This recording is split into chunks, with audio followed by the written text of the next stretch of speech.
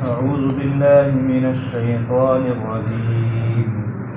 بسم الله الرحمن الرحيم. إنا أعطيناك الكوثر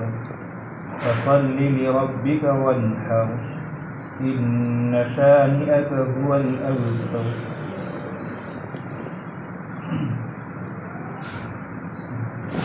قرآن کریم کی یہ انتہائی مختصر اور چھوٹی سی صورت ہے، لیکن اس میں اللہ تبارک و تعالیٰ نے ایک تو ہمارے نبی صلی اللہ علیہ وسلم کو خوشخبری دی ہے، اور دوسرا ہم تمام مسلمانوں کو کامیابی کا ایک راستہ دیا ہے، تاکہ دنیا اور آخرت کی کامیابی کی چابی اللہ تعالیٰ نے اس مختصر سی صورت میں ہم تمام کو عطا کی ہے۔ اس کا ترجمہ ہے، اللہ فرماتے ہیں انا اعطیناک الکوثر، اے نبی ہم نے آپ کو کوثر عطا کی۔ کوثر کے دو معنی ہو سکتے ہیں، ایک تو حوض کوثر جو ہم سنتے آ رہے ہیں، دوسرا مطلب ہو سکتا ہے کہ خیر کثیر، یعنی بہت زیادہ بھلائی، بہت سی اچھی چیزیں۔ اے نبی ہم نے آپ کو خیر کثیر عطا کی۔ فصل لربک وانحر،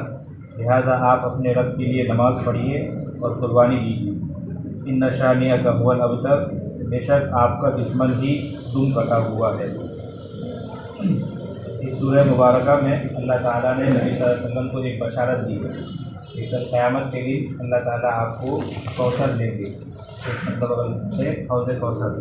حوض کوثر کیا ہے؟ تو یہ جنت کی ایک نہر ہے جو کل قیامت کے دن جنت میں جانے سے پہلے ہی اس میں سے ایک چشمہ جو ہے میدان محشر میں لایا جائے گا، جس میں سے اللہ تعالیٰ اللہ کے نبی اپنے امتیوں کو پانی پلائیں گے۔ ایسی بات ہے، وہاں پیاس اور پریشانی کا عالم ہوگا، تو جو بھی اس حوض کوثر سے پانی پیے گا وہ گویا کہ قیامت میں بلکہ ہمیشہ یہ اس کی پیاس بجھ جائے گی۔ اور ایک دوسری حدیث میں ہے کہ حوض کوثر سے حصہ کس کو ملے گا؟ تو خلاصہ یہ ہے کہ جو سنتوں پر عمل کرے گا،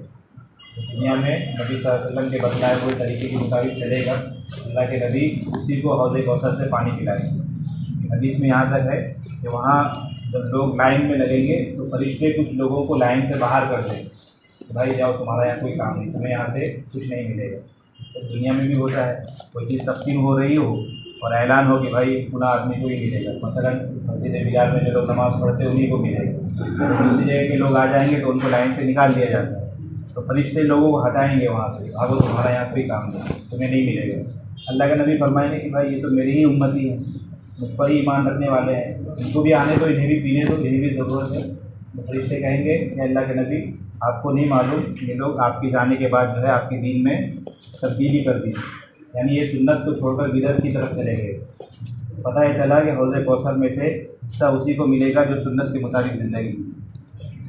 تو ایک مطلب تو اس کا یہ ہوا کہ اگر اس سے ہم حوض کوثر مراد ہے تو ہم ہمارے نبی صلی اللہ علیہ وسلم کو یہ گویا کہ بشارت دی جا رہی ہے کہ آپ کو حوض کوثر عطا ہوگا۔ دوسرا مطلب علماء نے یہ لکھا ہے کہ کوثر کے معنی یہاں لے لیں کہ بھلائی، اللہ تعالیٰ نے آپ کو بہت ساری بھلائی اور بہت ساری اچھی چیزیں عطا کی ہے، دنیا اور آخرت میں بہت ساری اچھی چیزیں، اور سب سے بڑی نعمت جو ہمیں ملی ہے وہی ایمان کی دولت ہے۔ اسی کے ضمن میں علماء نے لکھا ہے کہ کوثر میں یہ قرآن بھی مراد ہو سکتا ہے، کہ قرآن اللہ تعالیٰ نے ہم تمام کو بہت ہی بڑی نعمت دی ہے، اس کا قرآن سے جتنا زیادہ تعلق ہوگا وہ گویا کہ اتنا زیادہ کامیاب ہوگا۔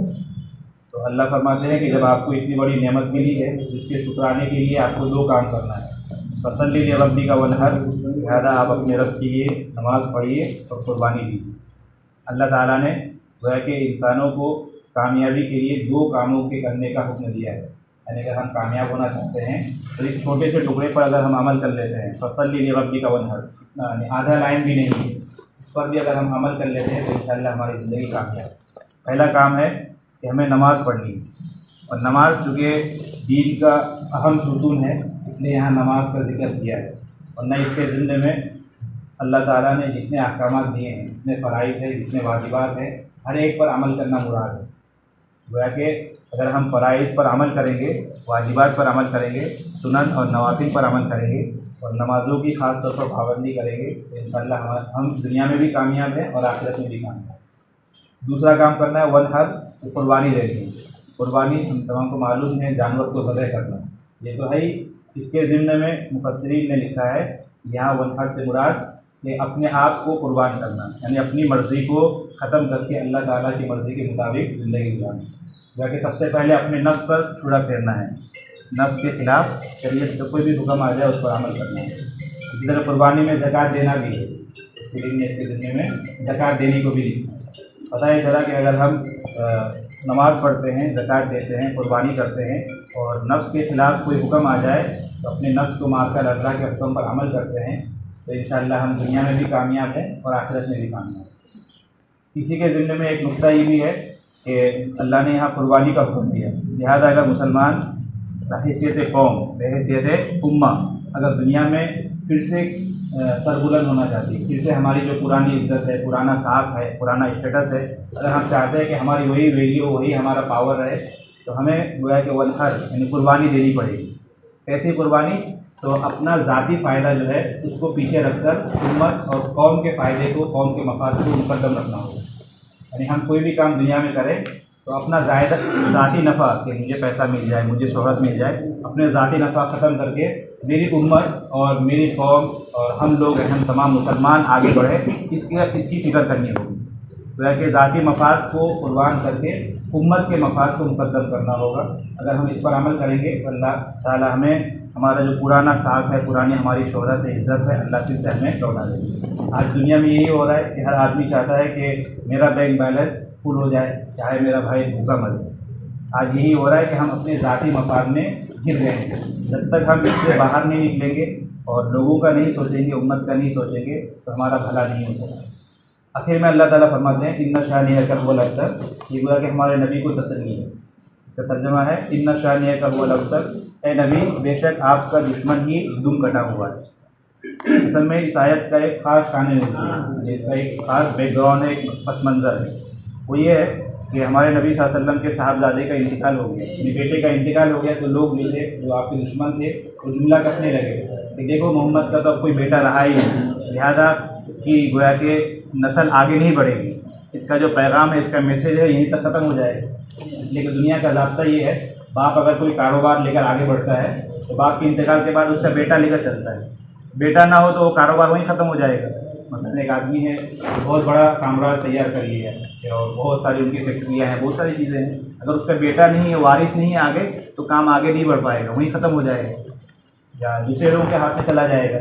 تو کفار مکہ جو ہے تانا کرتے تھے کہ بھائی آپ کا جو کوئی بیٹا ہی نہیں ہے تو آپ یہ جو دین لے کر آئے ہو، آپ کے جانے کے بعد تو یہ تو ختم ہو جائے گا، آپ کا نام و نشان بھی نہیں رہے گا، گویا کہ آپ کا نام لینے والا کوئی نہیں رہے گا۔ تو اللہ تبارک و تعالیٰ تسلی دے رہے ہیں نبی صلی اللہ علیہ وسلم کو کہ آپ کو گھبرانے کی ضرورت نہیں ہے، بھلے آپ کا بیٹا نہیں ہے لیکن انشاءاللہ قیامت تک جتنے لوگ آئیں گے، جتنے بھی مسلمان ہیں، ہر ایک آپ کا روحانی بیٹا ہے۔ آپ کا نام و نشان کبھی مٹنے والا نہیں، بلکہ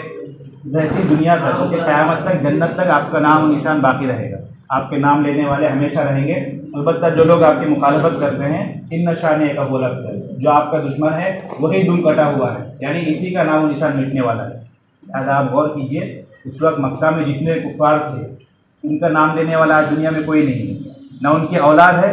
نہ اولاد کی اولاد ہے، ان کی نسلیں بھی ختم ہو گئی، ان کا جو سامراج تھا وہ بھی ختم ہو گیا، ان کی شہرت بھی ختم، ان کی دولت بھی ختم، ہر ایک چیز ختم ہو گئی، لیکن نبی صلی اللہ علیہ وسلم کا نام ابھی تک باقی ہے اور قیامت تک باقی رہے گا، بلکہ جنت میں بھی آپ کا نام رہے گا۔ تو خلاصہ یہ ہوا اس پوری صورت کا، اس صورت میں اللہ تبارک و تعالیٰ نے ایک تو نبی صلی اللہ علیہ وسلم کو تسلی دی ہے اور آپ صلی اللہ علیہ وسلم کو بشارت دی ہے حوض کوثر کی اور خیر کثیر کی۔ اسی کے ساتھ ہم تمام مسلمانوں کو اللہ تعالیٰ نے اس بات کی جانب متوجہ کیا ہے کہ دنیا میں ہم ہی کامیاب ہیں۔ قرآن نے دوسری جگہ پر کہا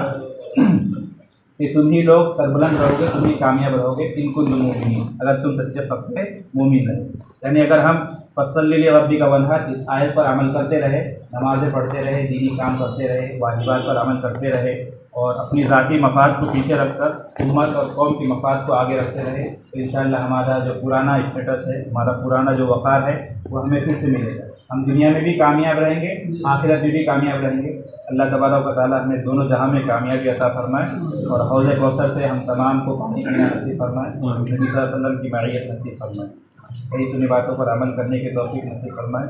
سبحان اللہ و بحمدہ، سبحان اللہ۔